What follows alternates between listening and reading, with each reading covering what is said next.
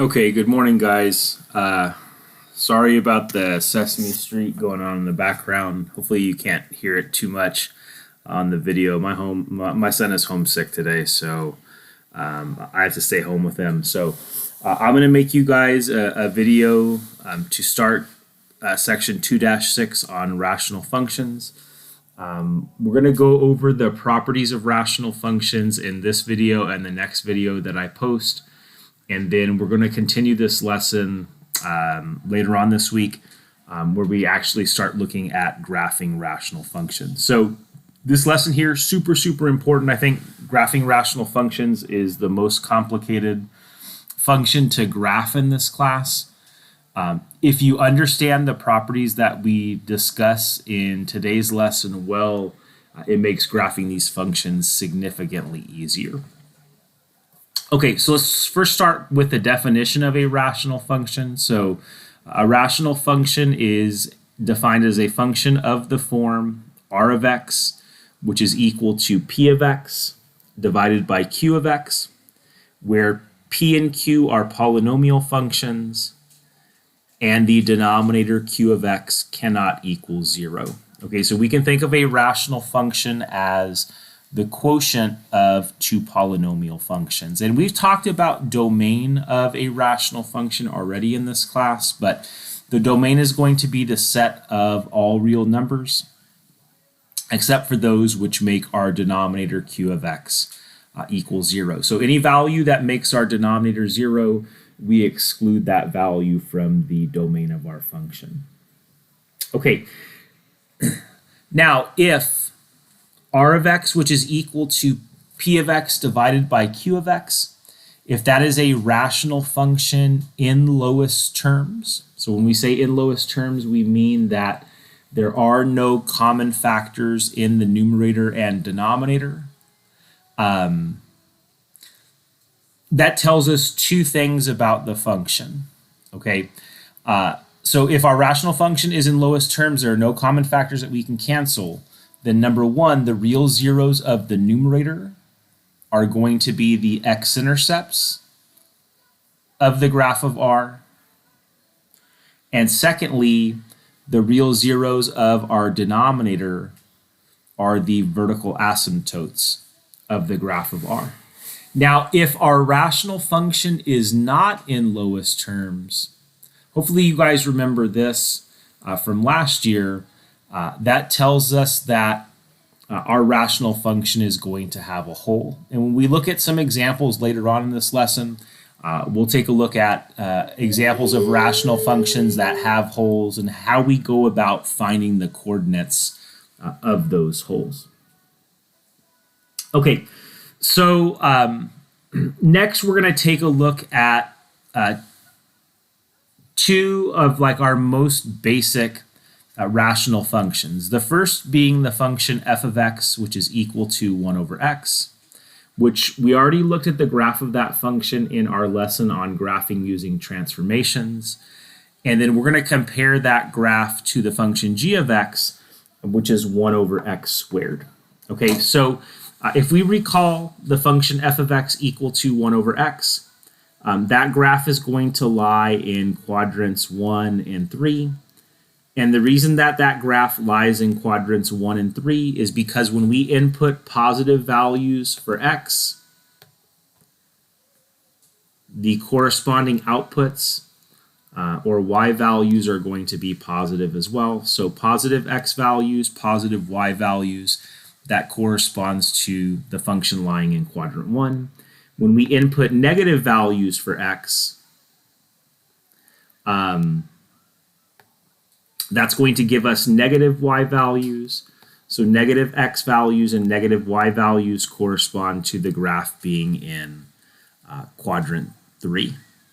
Okay, so with that graph drawn, we can go ahead and look at some properties that the graph of that function possesses. So first off, if we want to determine the domain of the function, we know that our denominator x cannot be equal to 0. Okay, so I can write that in interval notation as the interval from -infinity to 0 union the interval from 0 to infinity. If I want to find the range of the function 1 over x, again, when we look at that graph, our y values cannot equal 0 as well. So the range is going to look exactly the same containing those two intervals, from negative infinity to 0 and from 0 to infinity.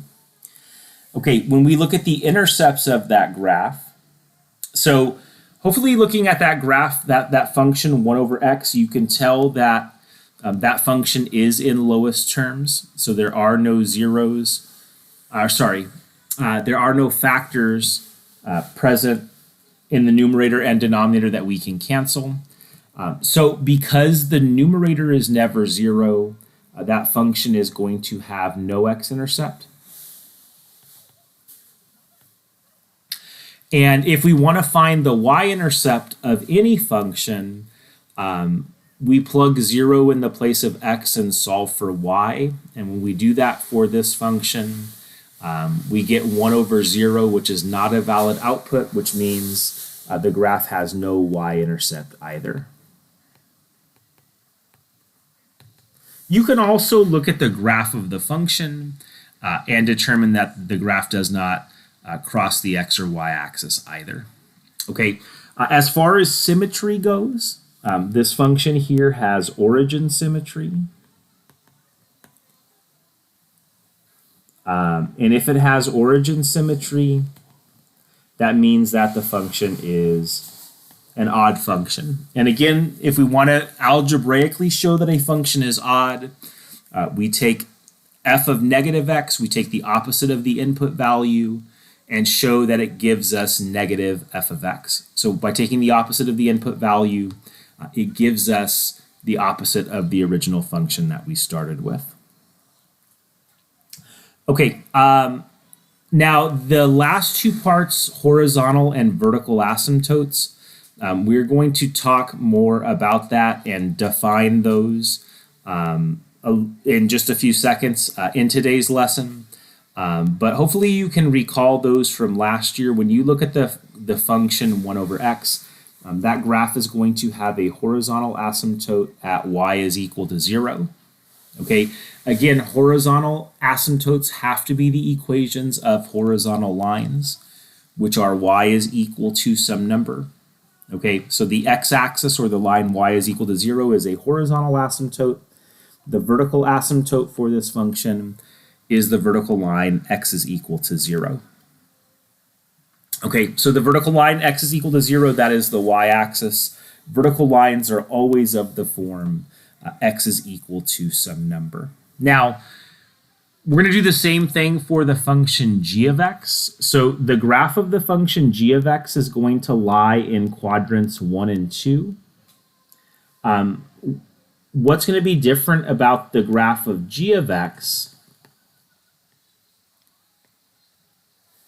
is the graph of g of x is going to approach both the x-axis and the y-axis more quickly than the graph of f of x will. To illustrate this, let's say we pick like the input x is equal to 5.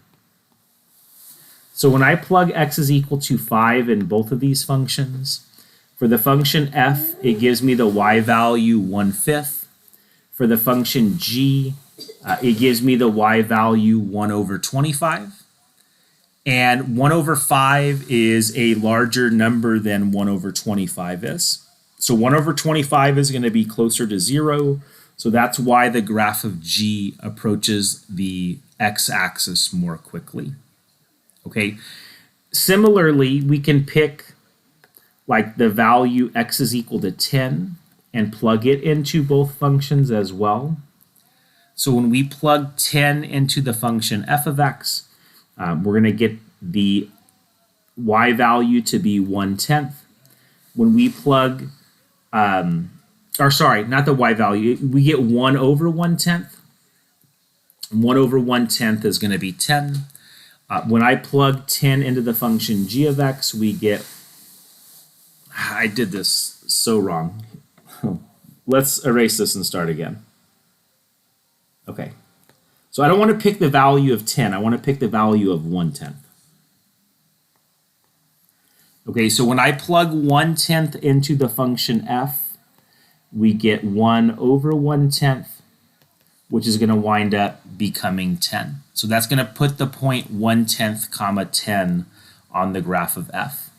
When we pick that same input value, 1 over 10, and plug it into g, we get 1 over 100, which is 100. So that would put the point 1/10 comma 100 on the graph of g.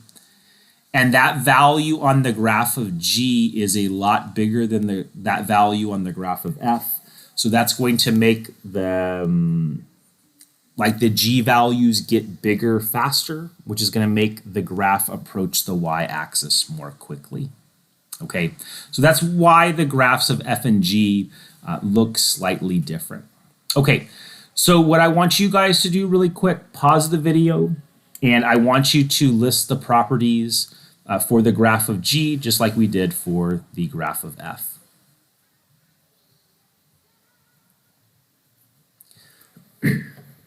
Okay, so let's go ahead and look at the properties of the graph of g. So the domain of that function, once again, is x can't be equal to 0. So that's the interval from negative infinity to 0, union 0 to infinity. For the range, oh, looks like my video is stuck. Okay, there we go. All right, for the range, that's going to be the interval from 0 to infinity. So it would be like y is greater than 0. The intercepts, once again, there are no x or y intercepts. Symmetry, this function here has y-axis symmetry, which means that the function is even. Once again, to show that a function is even, algebraically, we take the opposite of the input value, we take f of negative x, and show that it